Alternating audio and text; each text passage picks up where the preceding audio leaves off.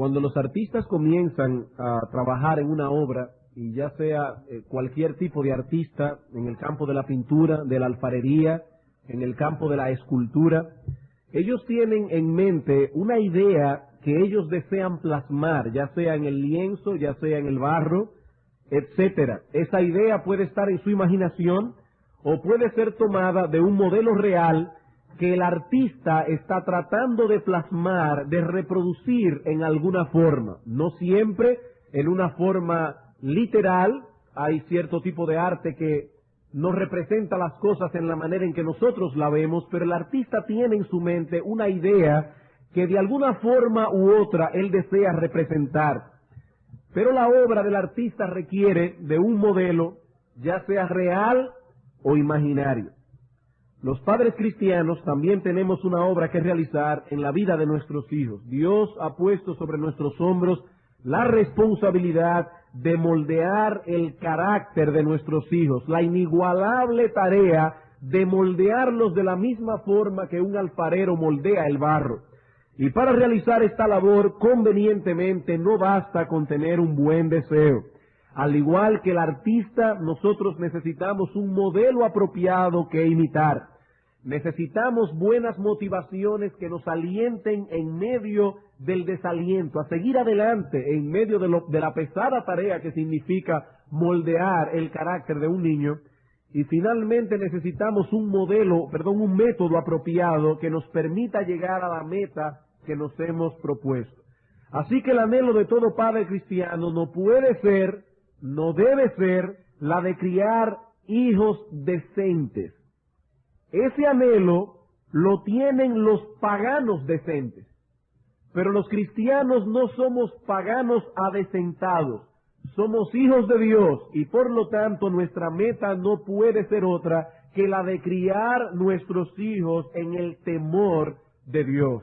Así que hermanos, no son hijos decentes lo que queremos, son hijos piadosos, y la piedad no es otra cosa que reflejar o el reflejo del carácter santo de Dios. Así que crecer en piedad es crecer en la imitación del carácter de Dios. Él es el modelo que nosotros como artistas debemos modelar en la vida, en el carácter de nuestros hijos.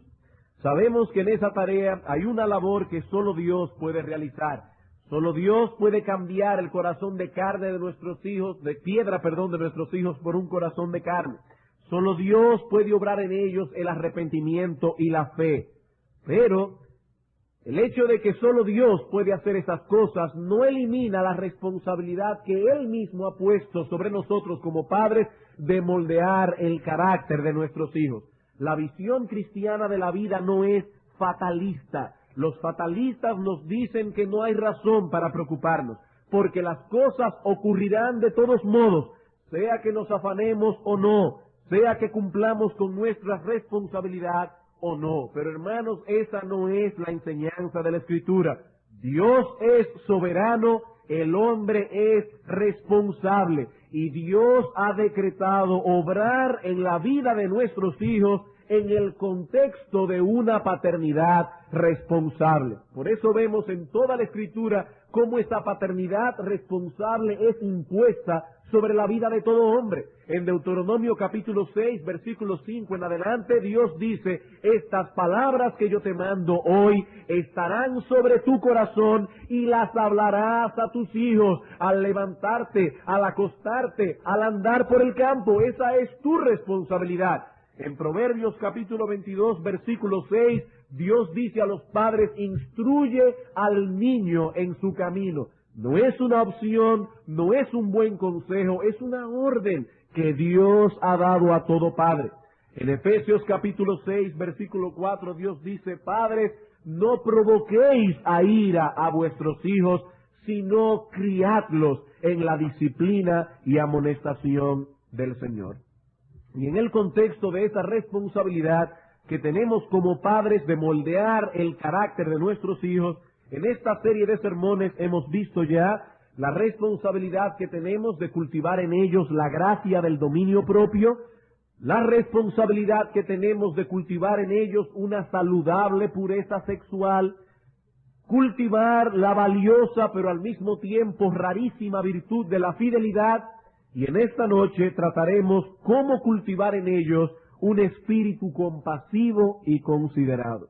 Cómo cultivar en ellos un espíritu compasivo y considerado.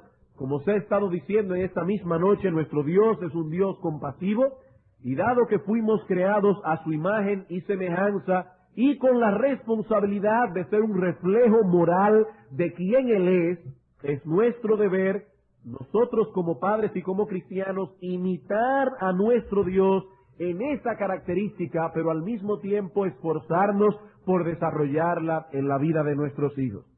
En la noche de hoy nosotros enfocaremos este aspecto de la vida piadosa a la luz de tres preguntas básicas. Y estas tres preguntas conformarán el esqueleto, el armazón de todo lo que queremos presentar en la tarde de hoy. La primera pregunta que trataremos de responder en esta noche con la ayuda del Señor es: ¿qué significa ser considerado y compasivo? En segundo lugar, ¿por qué debemos ser considerados y compasivos con los demás? Y finalmente, en tercer lugar, ¿cómo podemos cultivar y desarrollar esta característica en la vida de nuestros hijos? He aquí las tres preguntas que con la ayuda del Señor y yendo directamente a la palabra de Dios, vamos a tratar de responder en esta tarde o en esta noche. Así que vamos a comenzar en primer lugar con nuestra primera pregunta. Cuando hablamos de que debemos desarrollar en nuestra vida y en la vida de nuestros hijos un carácter, un espíritu compasivo y considerado, ¿a qué nos estamos refiriendo exactamente? Y debo aclarar aquí de antemano que hay dos formas en que nosotros podemos encarar esta pregunta, dos formas completamente distintas. Nosotros podríamos intentar arribar a una definición de lo que es el amor, la compasión, la consideración, la misericordia, etcétera. O podríamos ir directamente a los frutos que emanan de esta virtud. Y parece ser que esa es la forma en que Dios prefiere tratar el asunto en su palabra. No irse a una definición abstracta o teórica de lo que es el amor, de lo que es la compasión, de lo que es la consideración, sino que la Escritura trata el tema de una forma más práctica. ¿Cuáles son las cosas que emanan de un carácter compasivo? ¿Cuáles son las cosas que emanan de un corazón tierno y amoroso? Por ejemplo, en 1 Corintios capítulo 13, no vamos a estudiar ese texto, pero ustedes conocen ese pasaje muy bien. El apóstol Pablo nos dice allí que el ejercicio del amor envuelve ciertas cosas que nosotros debemos hacer y ciertas cosas que no debemos hacer. El apóstol Pablo dice: el amor hace esto, hace esto, hace esto. El amor no hace esto, no hace esto, no hace aquello. Amar a una persona desde la perspectiva bíblica no es otra cosa que esforzarnos hasta el sacrificio, si es necesario, por hacer con otra persona lo que debemos hacer, mientras nos abstenemos al mismo tiempo de hacer lo que no debemos hacer. Hermanos, ese es el amor. No es algo muy complicado. Es simplemente esforzarnos por hacer con otra persona lo que debemos hacer, mientras nos abstenemos al mismo tiempo de hacer lo que no debemos hacer. Pablo no nos da allí una definición teórica de lo que es el amor. Tampoco enfocó el amor desde un punto de vista emocional o sentimental. Él no nos dice allí: cuando tú amas a una persona, el ritmo de tu corazón se acelera lentamente cuando pasas al lado de ella. Pablo no habla acerca de esas cosas. Él se va al terreno de la práctica, a cosas tangibles, palpables que podemos evaluar. Y nos enseña allí cuáles son aquellas cosas que el verdadero amor lleva a cabo, cuáles son aquellas cosas que el verdadero amor no hace, aún en los momentos que tenemos deseos de hacer. Eso es el amor. Así que para describir lo que es la compasión, lo que es la consideración, los cuales son frutos directos del amor, vamos a tomar el mismo punto de partida del apóstol, enfocando primeramente el aspecto negativo y luego el aspecto positivo. Para comenzar con el aspecto negativo, vamos a Romanos capítulo 13, los versículos 8 al 10. ¿Cuáles son aquellas cosas que el amor nos mueve a abstenernos de ellas? Romanos capítulo 13, versículos 8 al 10. Dice el apóstol Pablo allí: no debáis a nadie nada, sino el amaros unos a otros. El amor es una deuda que todos tenemos los unos con los otros. Es una deuda que todos debemos esforzarnos por pagar. Porque el que ama al prójimo ha cumplido la ley. Porque no adulterarás, no matarás, no hurtarás, no dirás falso testimonio, no codiciarás, y cualquier otro mandamiento en esta sentencia se resume: amarás a tu prójimo como a ti mismo. El amor no hace mal al prójimo, así que el cumplimiento de la ley es el amor. Como hemos dicho en otras ocasiones, la ley moral es o constituye los ojos del amor, mientras que el amor es el corazón palpitante de la ley. El amor sin la ley es ciego. La ley sin amor es farisaico. El amor sin la ley es antinomianismo. La ley sin el amor es fariseísmo. ¿Y qué nos dice el apóstol Pablo aquí? Que el amor genuino nos frena de hacer conscientemente cualquier acción que sea dañina para nuestro prójimo. Versículo 10, el amor no hace mal al prójimo. El amor no hace mal al prójimo. El que ama a su prójimo, y la palabra prójimo simplemente significa el próximo, el que está próximo a ti, el que ama a su prójimo, respeta la santidad de aquellas cosas que son propiedad de nuestro prójimo, respeta la santidad de su vida, respeta la santidad de su matrimonio, respeta la santidad de sus posesiones, la santidad de su reputación. Por lo tanto, ¿a qué nos lleva el amor? No adulterarás, no matarás, no hurtarás, no dirás falso testimonio, no codiciarás, y al cumplimiento de cualquiera de los otros mandamientos. El amor nos mueve real y efectivamente a cuidar la vida, la reputación y las posesiones del prójimo. Donde no existe ese cuidado, tampoco existe el amor. Es tan sencillo como eso. ¿Qué es el amor? Es esa virtud que nos mueve a no hacer contra nuestro prójimo aquello que no debemos hacer con él. El amor nos mueve real y efectivamente a cuidar la vida, la reputación y las posesiones del prójimo, a la vez que nos mueve a abstenernos de hacer cualquier cosa que atente contra la vida, la reputación y las posesiones del prójimo. Y repito, hermanos, donde no existe ese cuidado, no importa lo que usted piense, no importa lo que usted diga, no importa las palabras hermosas que usted sepa expresar, usted no sabe lo que es el amor. Hermanos, el amor es algo práctico. El amor no es un mero sentimiento. El amor no es algo que nosotros sentimos dentro. El amor es una actitud. Es una actitud. Pero el amor no solo es conocido negativamente por lo que no hace, sino también positivamente por lo que hace. El amor no solamente nos lleva a abstenernos de hacer aquello que no debemos hacer, sino que también nos mueve a hacer lo que debemos hacer. Mateo capítulo 25. Mateo capítulo 25, versículos 34 al 46. Algunos cristianos han sobreenfatizado tanto, hermanos, el que la salvación no es por obras, que se han olvidado del hecho de que la salvación es para obras. No somos salvos por obrar, pero somos salvos para obrar. Somos hechura suya, creados en Cristo Jesús para buenas obras, aunque la salvación no es por causa de tales obras. Pero hermanos, no podemos olvidar que el amor nos mueve a obrar en una forma palpable, tangible, por el bienestar de nuestro prójimo. Mateo capítulo 25, versículos 34 al 46. Entonces el rey dirá a los de su derecha: venid benditos de mi Padre, heredad el reino preparado para vosotros desde la fundación del mundo. Porque tuve hambre y me disteis de comer, tuve sed y me disteis de beber, fui forastero y me recogisteis, estuve desnudo y me cubristeis, enfermo y me visitasteis, en la cárcel y vinisteis a mí. Entonces los justos le responderán diciendo: Señor, ¿y cuándo te vimos hambriento y te sustentamos, o sediento y te dimos de beber? ¿Y cuándo te vimos forastero y te recogimos, o desnudo y te cubrimos, o cuándo te vimos enfermo o en la cárcel y vinimos a ti? Y respondiendo el rey les dirá: de cierto os digo que en cuanto lo hicisteis a uno de estos mis más pequeños, a mí me lo hicisteis.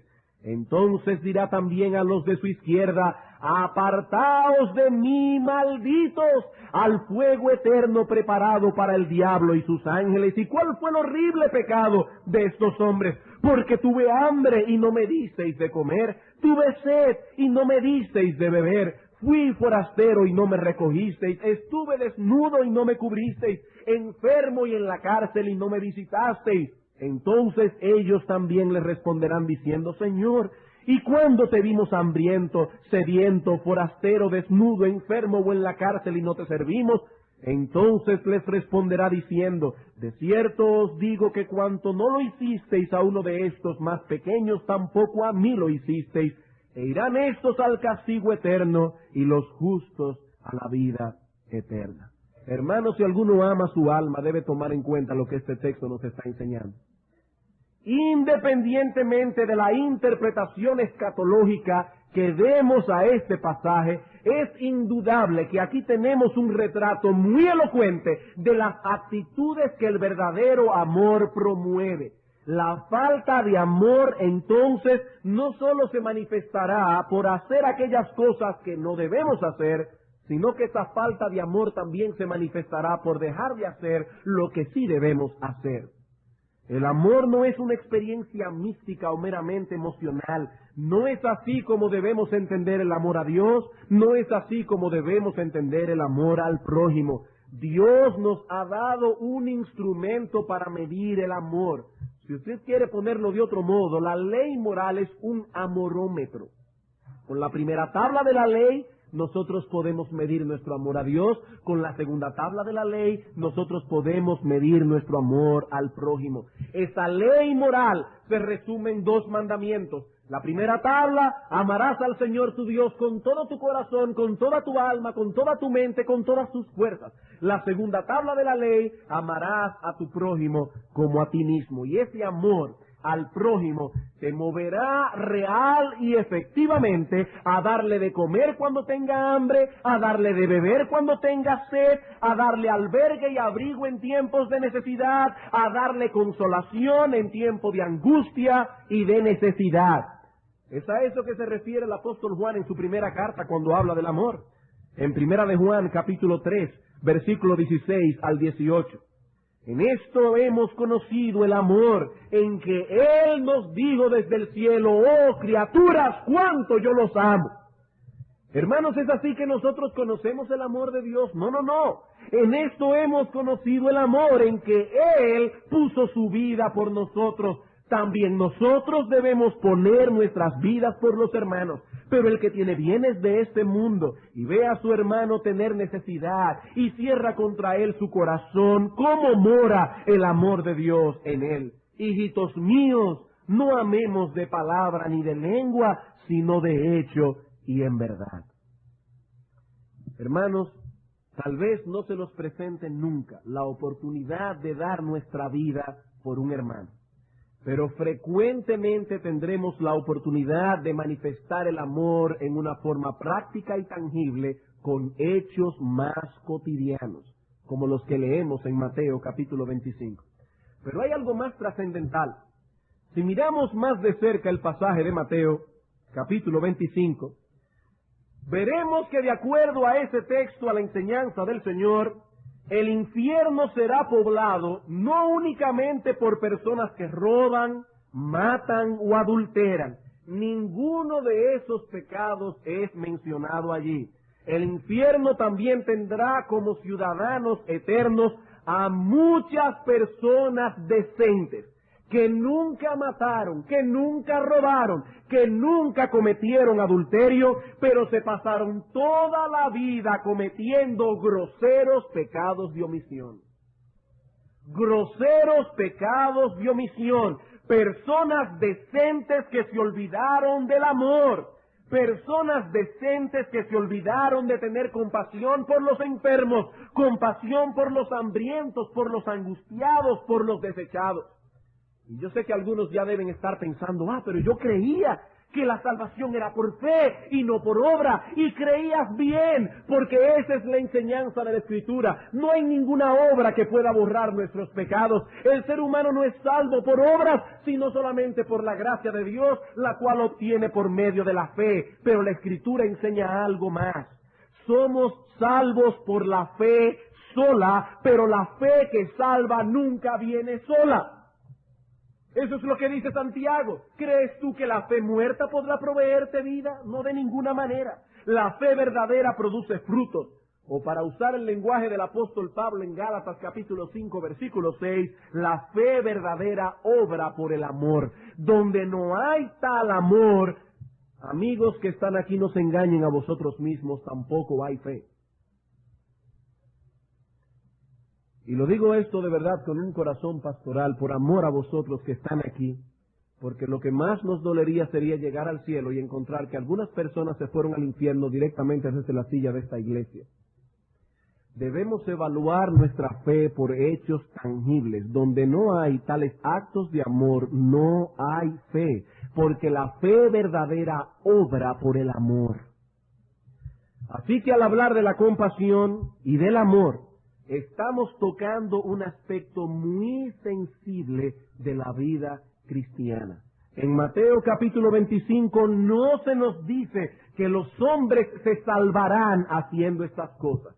Tampoco nos enseña ese texto que todos los que hacen tales cosas son cristianos, porque el hombre natural exalta el altruismo, exalta las buenas obras. Por eso existen instituciones de personas no cristianas, humanitarias, que socorren a las personas necesitadas.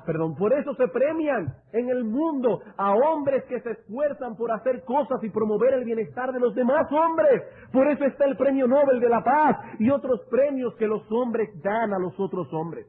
Así que este texto no enseña que toda persona que haga alguna de las cosas que están allí es necesariamente cristiana. Pero lo que sí enseña este texto es que aquellos que como un patrón de vida omiten hacer tales cosas, están demostrando con ello que la gracia de Dios no ha actuado en sus vidas, no importa lo que ellos digan.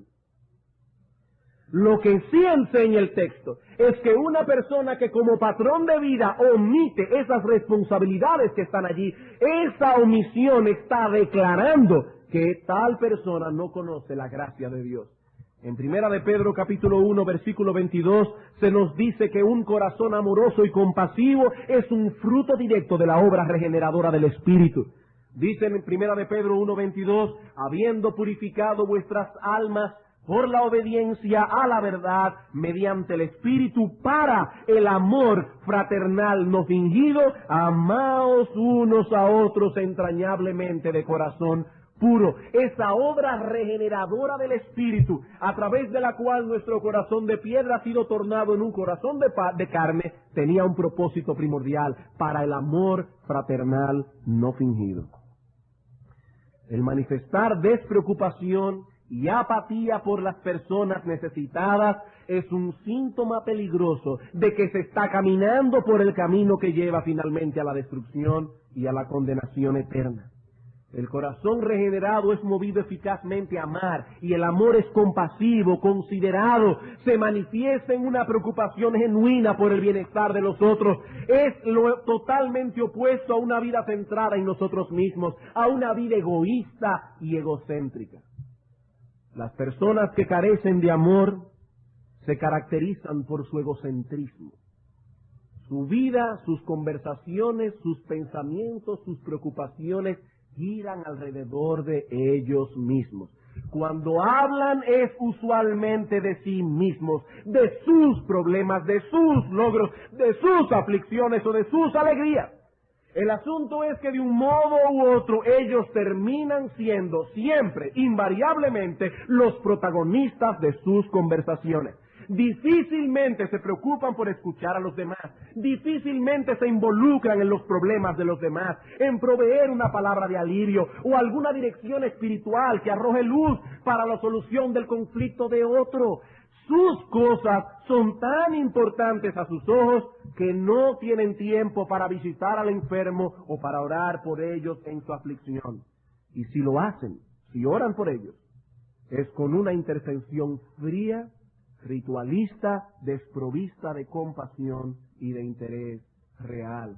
Hermanos, el Señor nos dice que esta es una característica típica de aquellos que van transitando por el camino que lleva al infierno. ¿Y saben qué es lo más peligroso de esto?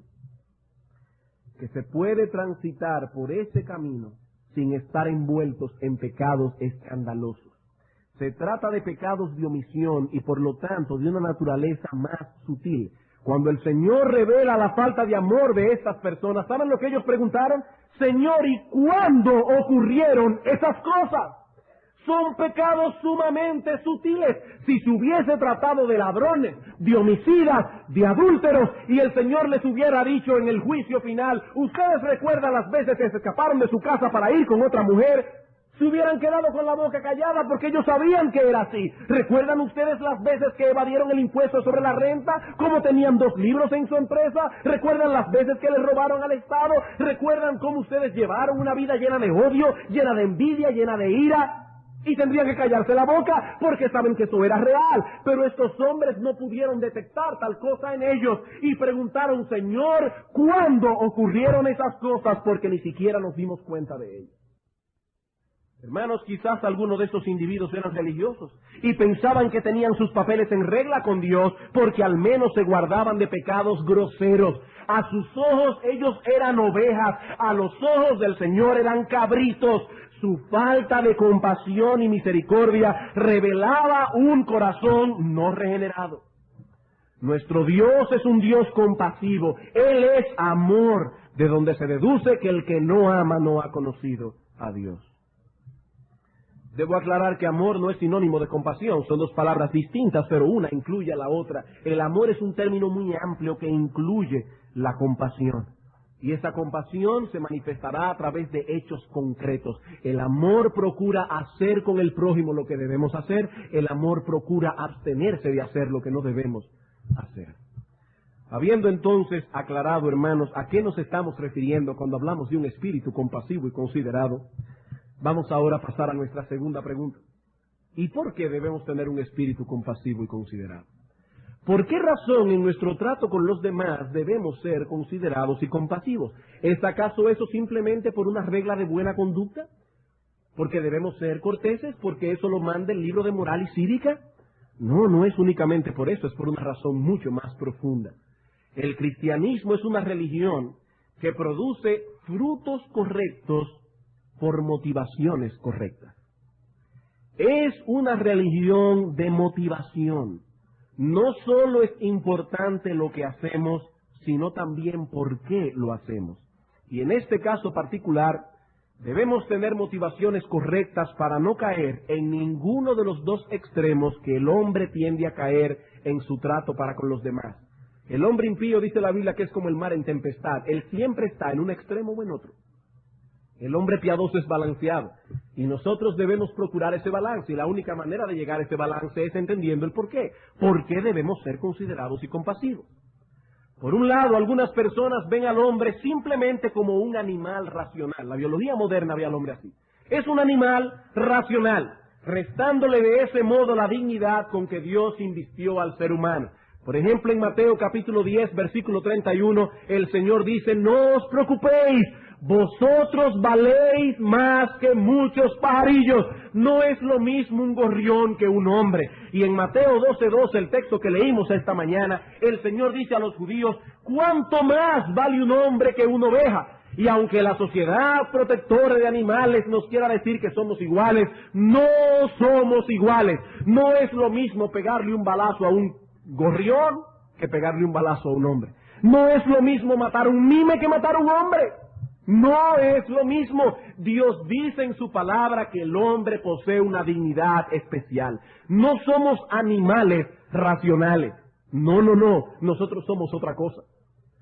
Pero por el otro lado tenemos a aquellos, entre los cuales penosamente algunos cristianos, que han sobreenfatizado la dignidad del ser humano, perdiendo de vista que somos miembros de una raza caída. Y estas personas se ponen roncos en sus gargantas proclamando que debemos aumentar y acrecentar la autoestima del hombre.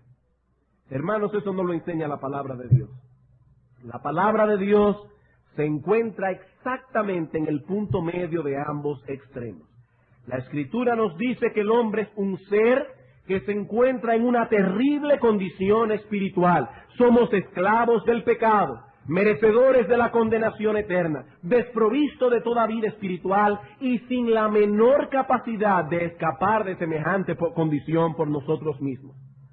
Pero al mismo tiempo nos enseña que el hombre fue hecho a la imagen de Dios y que debido a esa imagen divina el hombre debe ser tratado con dignidad.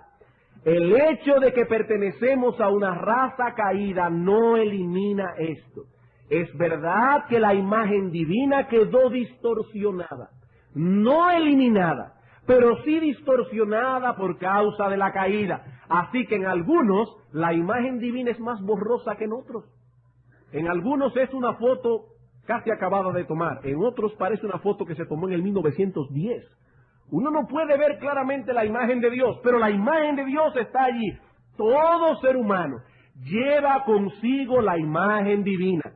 Y por esa razón, no por ninguna otra, y por esa razón debe ser respetado y tratado dignamente. Vamos a ver dos textos bíblicos.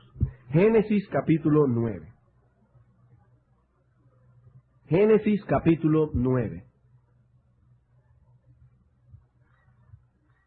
Así que por un lado no debemos decirle al hombre, como algunos dicen hoy, tú eres valioso, tú eres valioso, tú eres valioso, debes incrementar tu autoestima. Pero por el otro lado tampoco podemos decirle al hombre, tú eres una basura, tú eres una basura, tú eres una basura, ninguna de las dos cosas. La Biblia no se va a ninguno de los dos extremos. En Génesis capítulo 9, versículo 6, Dios dice, el que derramare sangre de hombre, es decir, el que intencionalmente le quitare la vida a otro hombre, por el hombre su sangre será derramada, porque a imagen de Dios es hecho el hombre. En este texto el Señor implementa la pena capital. Y hermanos, la verdad que es una pena capital, que la pena capital no se esté ejecutando hoy día, porque algunas personas realmente merecen que la fusilen. Y eso no es crueldad, eso es bíblico. Dios dice, el hombre que intencionalmente derramare la sangre de otro hombre, por el mismo hombre, por aquellos a quienes Dios les ha conferido la autoridad de hacer juicio. No yo directamente como ciudadano, sino el Estado, los jueces deben aplicar la pena capital en algunos casos. Y pienso que si se aplicara la pena capital, hermanos, muchas sinvergüencerías se dejarían de ver. Dios dice en su palabra, el que derramare sangre de hombre, por el hombre su sangre será derramada. ¿Por qué? Porque a imagen de Dios es hecho el hombre. Eso es una ofensa horrible, quitarle la vida intencionalmente a otro hombre, porque ese hombre conlleva, a pesar de que viene de una raza caída, la imagen divina plasmada en él. Santiago capítulo 3. Santiago capítulo 3. Hermanos, no podemos pretender ser más buenos que Dios.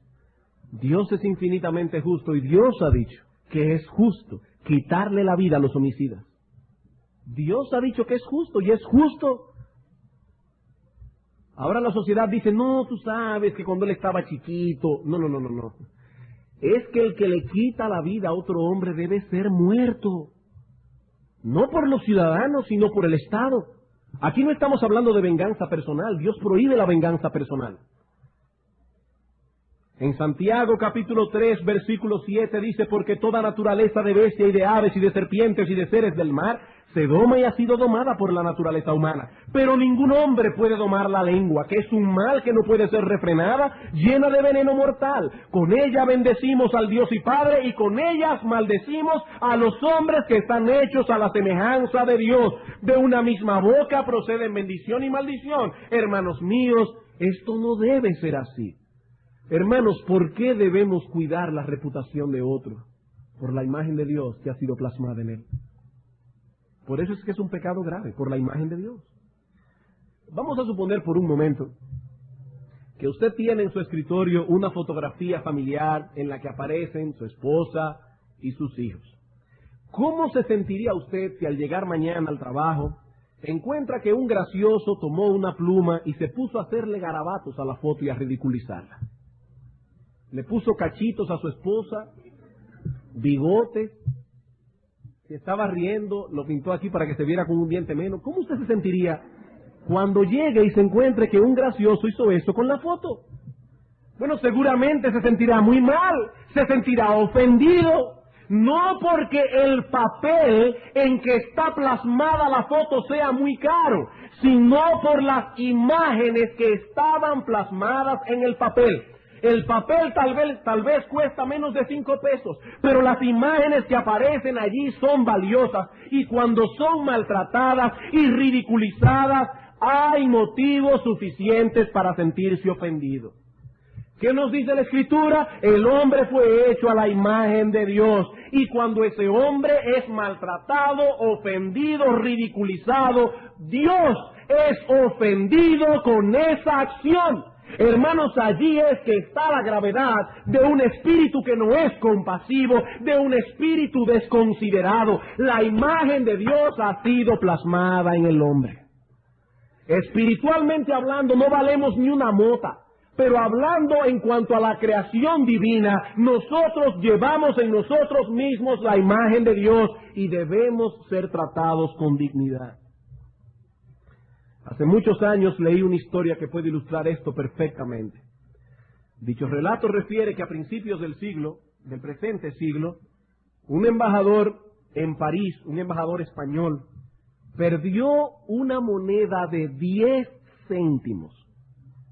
Ustedes saben lo que vale una peseta española. No vale mucho.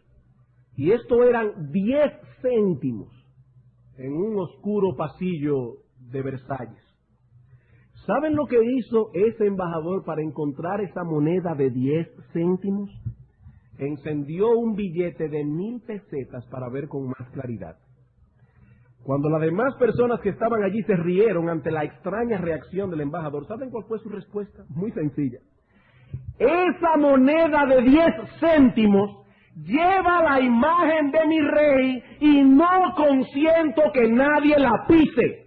Es 10 céntimos, vale menos económicamente hablando que un billete de 10,000 pesetas, pero esa moneda lleva la imagen de mi rey y yo no consiento que nadie la pise. Y hermanos, eso es lo que enseña la palabra de Dios. Llevamos la imagen del Rey de Reyes, del Señor de Señores, del Soberano del Universo, y nadie nos puede pisar por esa razón. O como alguien ha dicho, que al hombre no se le debe tratar como si fuese un par de botas, ni siquiera para sacarle brillo. Ni siquiera para sacarle brillo, porque no somos un par de botas. Somos seres creados a la imagen de Dios. Cuando usted mata un mosquito en la noche, no pasa nada. Porque ese mosquito usted lo puede matar cuantas veces quiera. Pero usted no puede tratar a un hombre de esa manera. No tiene derecho a hacerlo.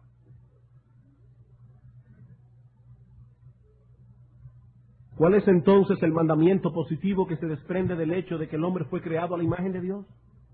El mandamiento positivo es que todo hombre debe ser tratado honrosamente, con dignidad. Primera de Pedro capítulo 2, versículo 17. Hay un texto allí que hasta sus niños más pequeños pueden memorizar. Honrad a todos, amad a los hermanos, temed a Dios y honrad al Rey. ¿Pero qué dice el texto? Honrad a todos, a todos. Y darle honra a una persona no es otra cosa que tratarla como alguien importante. Darle honra a una persona es tratarla como si fuera alguien importante.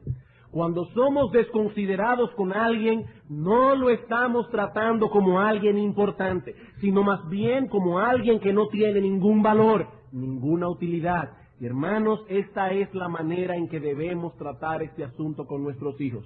Muchas veces Hablamos a nuestros hijos de la compasión y de la consideración, pero cometemos el error de quedarnos en un plano horizontal, tratando el problema a un nivel muy humano, pero esa no es la manera en que la Escritura enfrenta esto.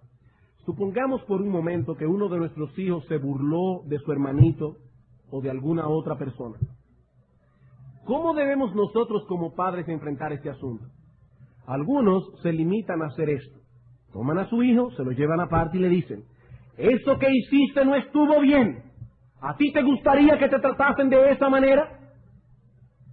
Hermanos, eso es manejar las cosas a un nivel meramente horizontal. Quizás sería mejor hacerlo de este modo. Fulanito, la Escritura nos dice que el hombre fue hecho a la imagen de Dios y que por esa razón debemos honrarlo. Y si su hijo sabe leer, enséñele primera de Pedro 2:17. Si no sabe leer, léaselo. Ahí dice fulanito: honrad a todos. Y eso quiere decir tratarlo como a alguien importante. Pero cuando tú te burlas de él, ¿piensas que estás tratándolo como a alguien importante? ¿O más bien lo estás tratando como algo que no sirve? ¿Cómo te sentirías, fulanito, si alguien se burlara de un retrato de papi o de mami? Así también es desagradable delante de Dios que te burles de alguien que fue hecho a su imagen. Ese es el asunto. Eso es tratar las cosas verticalmente. Estamos enfrentando al niño con Dios y su palabra, llevándolo a analizar las cosas desde el punto de vista de Dios, no desde el punto de vista nuestro.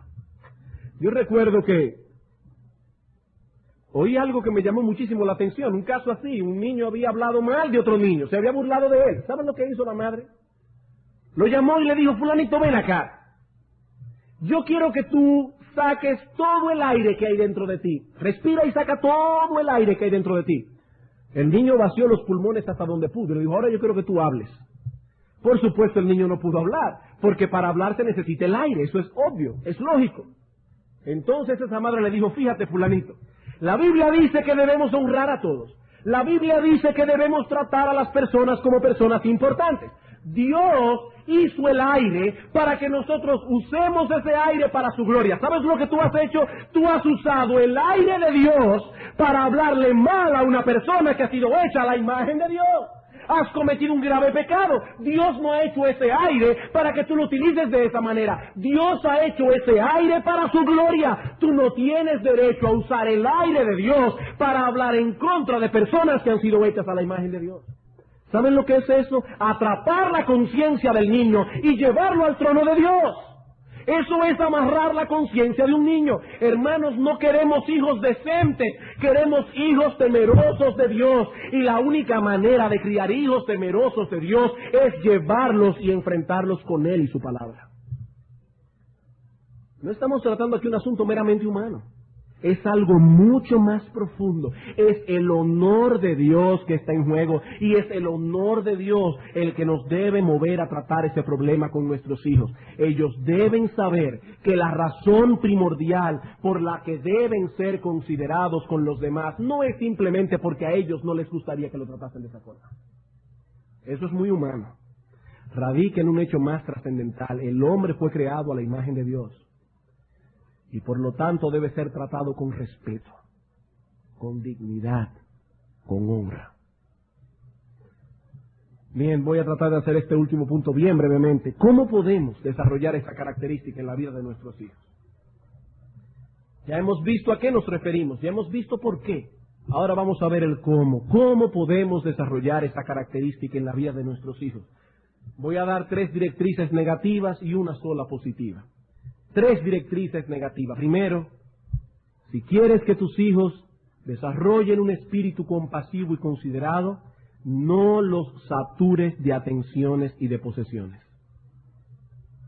Si quieres que tus hijos desarrollen ese espíritu, no los satures de atenciones y posesiones. Hermanos, nuestros hijos necesitan atención. Nuestros hijos necesitan tiempo. Necesitan nuestros oídos, aún necesitan nuestras posesiones materiales. Pero noten cuidadosamente la palabra que usamos en nuestro encabezado. Estamos hablando de saturarlos. de atenciones y posesiones. Hemos dicho esto en otras ocasiones y por ello no nos extenderemos mucho en este punto. Pero debemos recordar que no es únicamente la posibilidad económica del padre lo que se ha de tomar en consideración a la hora de comprar algo a un niño. Usted puede tener 10 millones de dólares en una cuenta en Miami y eso no tiene nada que ver. No es la capacidad económica del padre lo que se ha de tomar en cuenta. Claro está, hay padres que tendrán ciertas posibilidades más que otros padres, pero todos deben tener la misma sensatez. Debemos conocer a nuestro hijo, debemos conocer sus debilidades particulares, debemos conocer la manera en que él maneja las posesiones que ya tiene, el lugar que él cree que ocupa en el hogar. Los niños necesitan saber que ellos son aceptados en el hogar, que ellos cuentan con un amor incondicional de parte de papi y de parte de mami, pero al mismo tiempo deben saber que ellos no son el centro de nuestra existencia. Ellos no son el centro de la casa. El centro de la casa es Dios. Y en segundo lugar, la relación de papi y mami.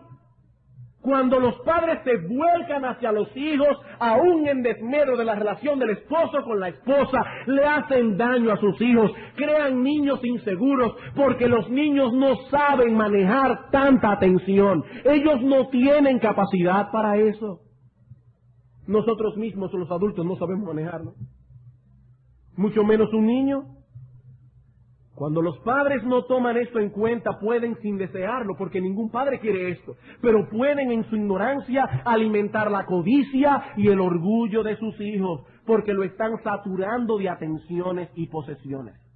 Nuestros hijos deben saber que los amamos, pero que ellos no son pequeños príncipes que tienen el derecho de poseer todo lo que desean. Esa mentalidad será para ellos un obstáculo enorme que les impedirá desarrollar un espíritu compasivo y misericordioso, porque ellos creerán que todo el mundo se le debe, que ellos son el centro del universo. No, ellos no son el centro del universo.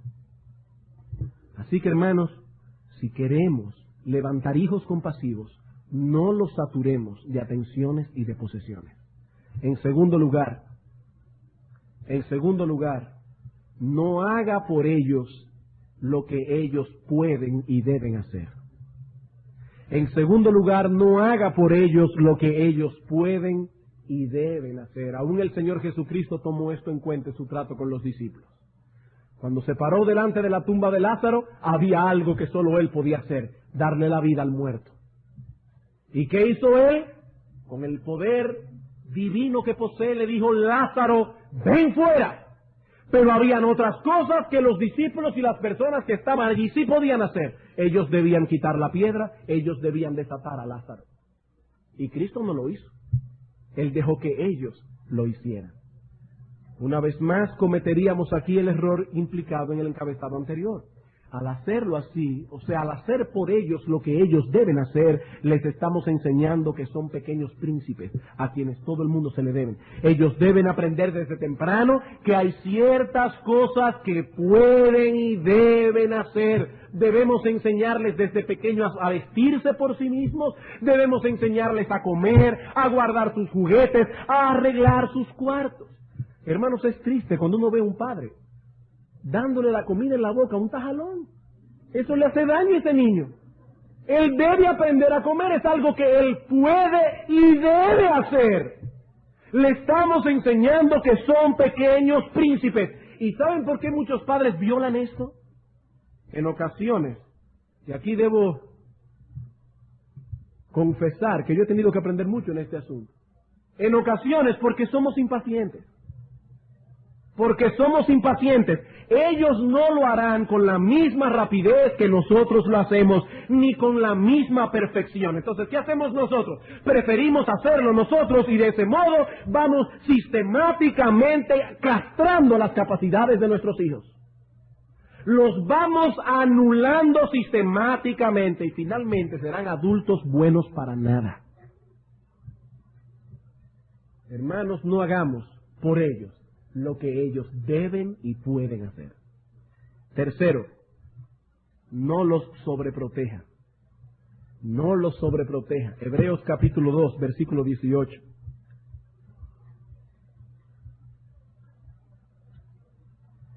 Hebreos capítulo 2, versículo 18. Nuestro Señor Jesucristo es un sumo sacerdote compasivo, lleno de misericordia. ¿Pero saben por qué? Porque Él sufrió. Porque Él sufrió. Dice en Hebreos 2, 18, pues en cuanto Él mismo padeció, siendo tentado, es poderoso para socorrer a los que son tentados. Hay una íntima conexión entre ser compasivo y el padecer sufrimientos. Busque a una persona que tenga una gran capacidad de compasión y usted encontrará una persona que ha sufrido mucho en su vida. Porque hay una íntima conexión entre ser compasivo y el padecer sufrimientos. No estamos diciendo que no protejamos a nuestros hijos, no. Lo que estamos advirtiendo aquí es contra la sobreprotección. Por ejemplo, cuando oramos en casa por alguien que está enfermo, aun sea un familiar cercano, querido por nuestros hijos, estamos enseñándoles indirectamente algo del dolor que acompaña la vida del hombre sobre la tierra. Habrá momentos en que se obviarán ciertos detalles del problema por razones de prudencia. Pero no podemos llegar al extremo de envolver a nuestros hijos en una cúpula de cristal, haciéndole creer que vivimos en un paraíso, porque eso no es así. La vida humana está sujeta al dolor, a la enfermedad, a la tristeza, a la muerte, y nuestros hijos le hace bien ir de vez en cuando al cementerio. Eso es la vida humana. Nuestros hijos deben ser expuestos a esa realidad, aunque la prudencia nos dirá cuándo estarán preparados para cada cosa. No nos vamos a ir a un extremo, pero tampoco nos vamos a ir al otro extremo. Yo no voy a llevar a un niño de 3 años a una persona que acaba de ser desfigurada por un accidente de tránsito. La madurez de nuestros hijos nos irá indicando qué cosas ellos pueden o no deben saber, qué cosas ellos pueden o no pueden ver, a qué cosas ellos pueden o no pueden exponerse. Necesitamos prudencia, pero hermanos, no metamos a nuestros hijos en una cúpula de cristal. Y por último, el consejo positivo. Si queremos criar hijos compasivos, ellos necesitan un ejemplo a copiar. Ellos necesitan un ejemplo a copiar. Necesitamos modelos de compasión para llegar a ser compasivos. Filipenses capítulo 2. Filipenses capítulo 2, versículos 1 al 8. Dice el apóstol Pablo, por tanto, si hay alguna consolación en Cristo, si algún consuelo de amor, si alguna comunión del Espíritu, si algún afecto entrañable, si alguna misericordia, completad mi gozo, sintiendo lo mismo, teniendo el mismo amor, unánimes, sintiendo una misma cosa. Nada hagáis por contienda o por vanagloria, antes bien con humildad, estimando cada uno a los demás como superiores a él mismo, no mirando cada uno por lo suyo propio, porque eso es egocentrismo, sino cada cual también por lo de los otros. Pero inmediatamente Pablo pone el ejemplo. Haya pues en vosotros este sentir que hubo también en Cristo Jesús, el cual, siendo en forma de Dios, no estimó el ser igual a Dios como cosa que aferrarse, sino que se despojó a sí mismo, tomando forma de siervo, hecho semejante a los hombres, y estando en la condición de hombre, se humilló a sí mismo, haciéndose obediente hasta la muerte, y muerte de cruz. Cristo estuvo dispuesto a humillarse, Cristo estuvo dispuesto a servir, Cristo estuvo dispuesto a sufrir. Y Él es nuestro máximo ejemplo de compasión. Necesitamos nosotros como padres un modelo a copiar, pero ¿saben algo? Nuestros hijos también necesitan un modelo a copiar. Padres, es nuestra responsabilidad modelar delante de ellos esa compasión y esa consideración. Ellos ven la manera en que nos comportamos en casa, en nuestro trato con la esposa, en nuestro trato con ellos mismos, en nuestro trato con las personas que sirven en nuestra casa. No piense que ellos no están captando las cosas que suceden a su alrededor. Esas cosas están moldeando su carácter, para bien o para mal. Y hermano, yo te pregunto, ¿cuál es tu participación activa en el sufrimiento y las inquietudes de tu esposa? porque son esas cosas las que están moldeando el carácter de tus hijos. ¿O cuál es tu involucración en el sufrimiento, la tristeza, el dolor, la ansiedad, los temores, las inquietudes de tus hijos? ¿Cuál es tu involucración? No, en eso he sido un modelo, porque mis hijos ven cómo salimos a visitar a los hermanos de la iglesia que están enfermos, vamos a las clínicas, lloramos por ellos en el devocional familiar. Todo eso está muy bien, pero no es suficiente, de hecho ni siquiera es lo más importante. La Escritura nos dice que debemos aprender a ser piadosos primero para con nuestra propia familia. Cuando nuestro hijo pasa por la terrible pena de que se le murió su gato o se le perdió, eso para él es importante, tan importante como lo es un negocio importante para ti.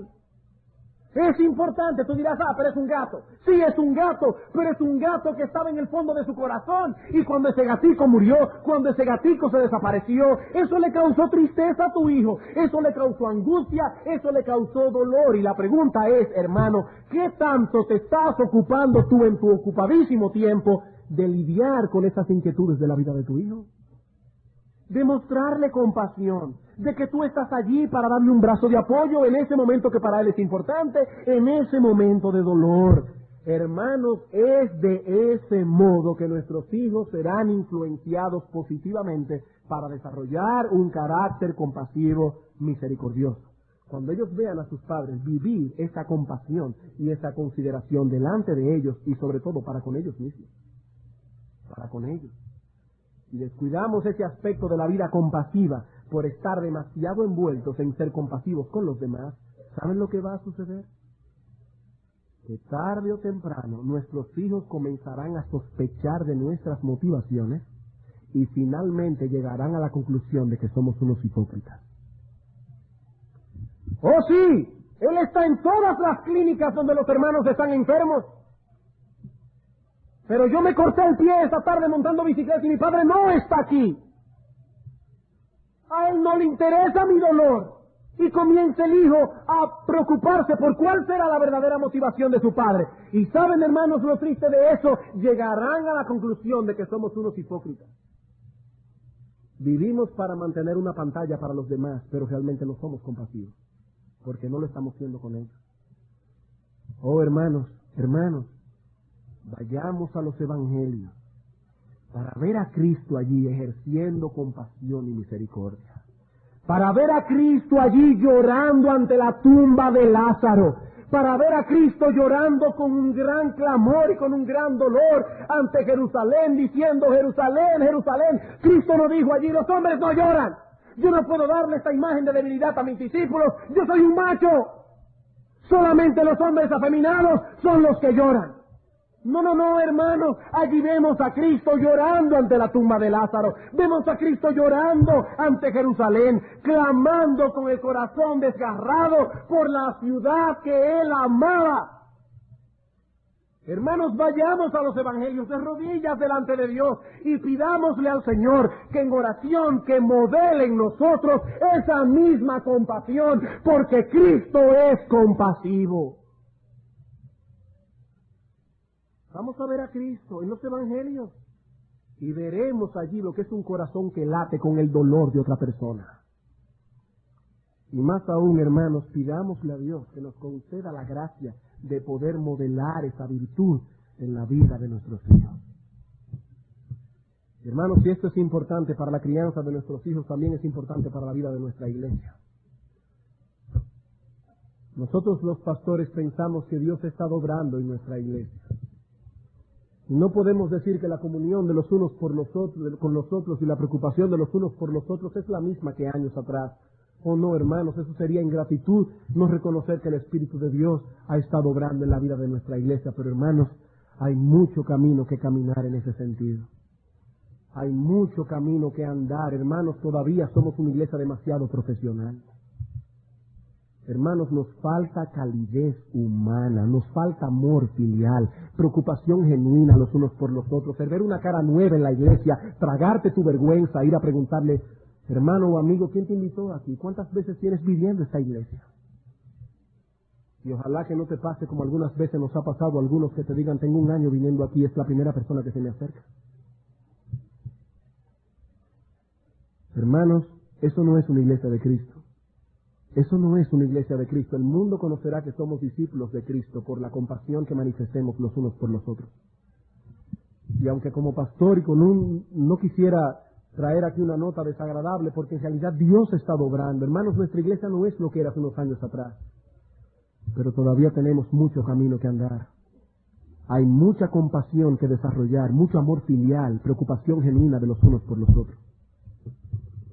Así que esto no solamente es pertinente para nosotros como padres, es pertinente para todos y cada uno de los miembros de la Iglesia Bíblica del Señor Jesucristo. Porque si queremos mostrar una imagen genuina y fidedigna de lo que Cristo es, no lo haremos con una iglesia profesional, porque Cristo no era un profesional. Él era un hombre con corazón de siervo. Que Dios nos ayude, hermanos, a poder generar ese espíritu compasivo. Vamos a orar.